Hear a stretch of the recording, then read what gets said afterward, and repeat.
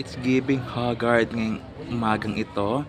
So hello everyone, nandito tayo sa Grand Palace for today. So we will visit Grand Palace, the temple of the Emerald Buddha, Queen Sirikit Museum of Textile, the Art of the Kingdom Museum, and the Masterpiece and Kong Thai Classical Mask Dance.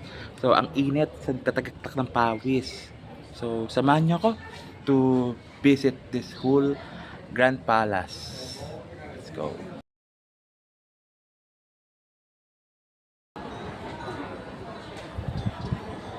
Ang ganda ng Grand Palace. Oh my God. Umpisa pa lang to ah.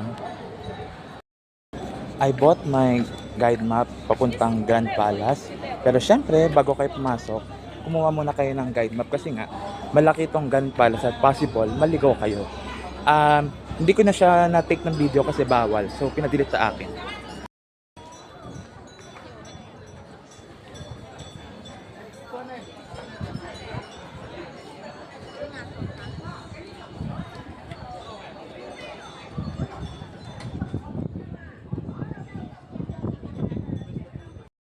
One, two, three. Wow! Ang ganda! It's giving beautiful vibe kahit mainit. Yung Grand Palace. Ang entrance ticket dito is 500 baht. Pero worth the worth. Grabe.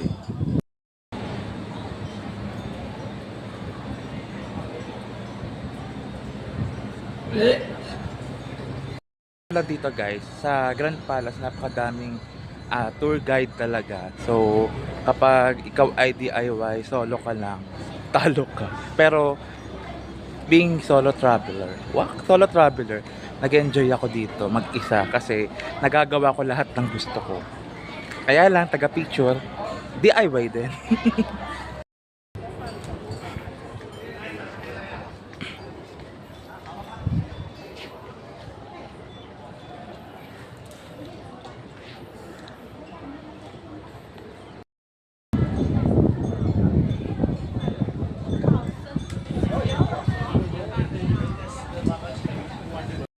Ang init.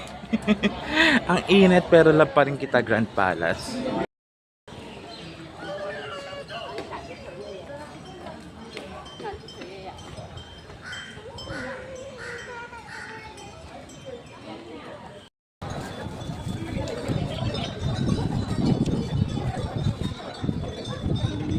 Guys, I'm very proud to myself kasi ako lang mag-isa ang pumunta dito. Lakasan talaga ng loob lang, dear. Pero if you will ask me kung paano pumunta dito sa Grand Palace, so I took a bolt sa aming sa hostel ko, sa mga village hostel. Tapos ibababa ka ng bolt sa mismong malapit sa entrance ng Grand Palace. So sabi nga nila, ignore those person na mag-o-offer sa'yo. So ako, ang technique ko lang dyan ay nagsuot lang ako ng earphone, then sumunod lang ako sa maraming tao na naglalakad papuntang entrance. So, syempre be safe as you walk through the entrance of Grand Palace. So, yun nga, may mga ibang videos, wala ako.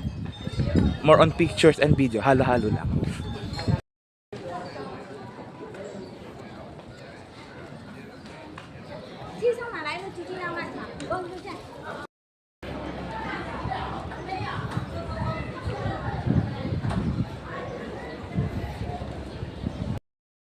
Kaloka, kala ko meron pang tour doon. Hindi pa pala.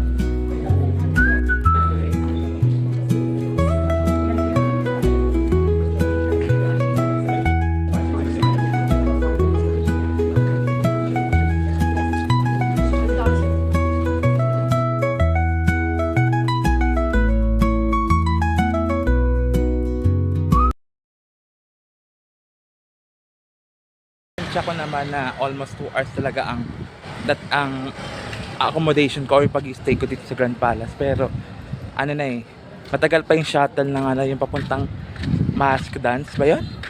Para may pa-show pa ang ano sa 500 ba ito. Pero today, didiretso na ako ng Wat Po. Sa akin paglalakad papunta sa Wat Po, nakita ko tong Wat Arun. No? So guys, this is Wat Arun. So hindi ko na siya sinama sa itinerary ko since 2 taon sa Thailand. Yan ang ano ko, napuntahan ko. Wat Arun, Wat Achadameri, di ba yun? Pero yan, so twice ko na siya napuntahan. So my purpose po today is Wat Po talaga. So still ongoing ako sa Wat Po.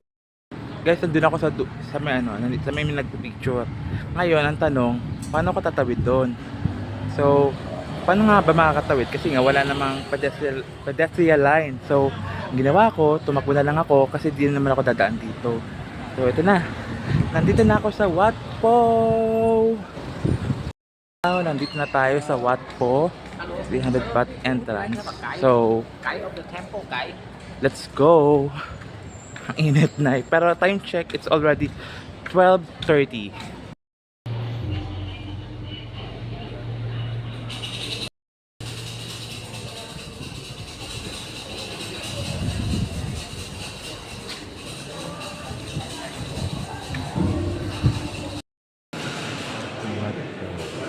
The reclining Buddha.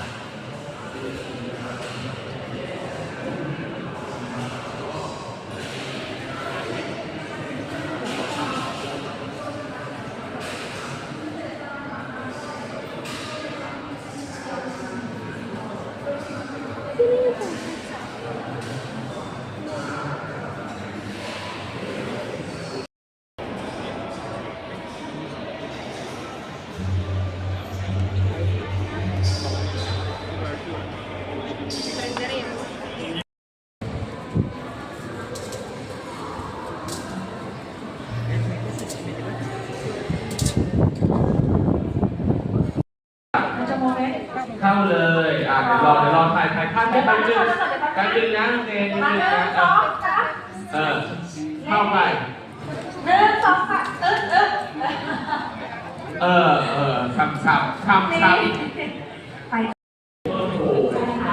after na to nabasaan, so nabasa ako for blessing and then binigay pa sila ng parang bracelet and fresh na ulit ako. Please welcome นะคะมาค่ะเป็นที่ถูกใจชาวต่างชาติมากเลยนะคะแต่อย่างที่บอกอันนี้คือน้ำศักดิ์สิทธิ์จริงๆนะนำมาจากที่พระอุโบสถของเรานะคะถือว่าเป็นการ1 2 3มาจ้ะรับน้ำมนต์ค่ะพี่เชิญจ้ะนะคะไปจ้ะนะคะเอาทีมงานเด็กน้อยชอบเหรอลูกเข้าไปเลยลูกไปเป็นเพื่อนกันไปค่ะไปค่ะไปเป็นเพื่อนกันลูกไปเอาทำไมอยากปล่อยให้เด็กน้อยคนเดียวไม่ได้ลูกไปเลยมาไกลๆขอน้ำหนัก1 2 3ฮึบมาอันนี้น้องที่งาน yung naririnig nyo guys, yun yung sa ano, yung sa nagbabasa sa ano kanina. So today is Friday.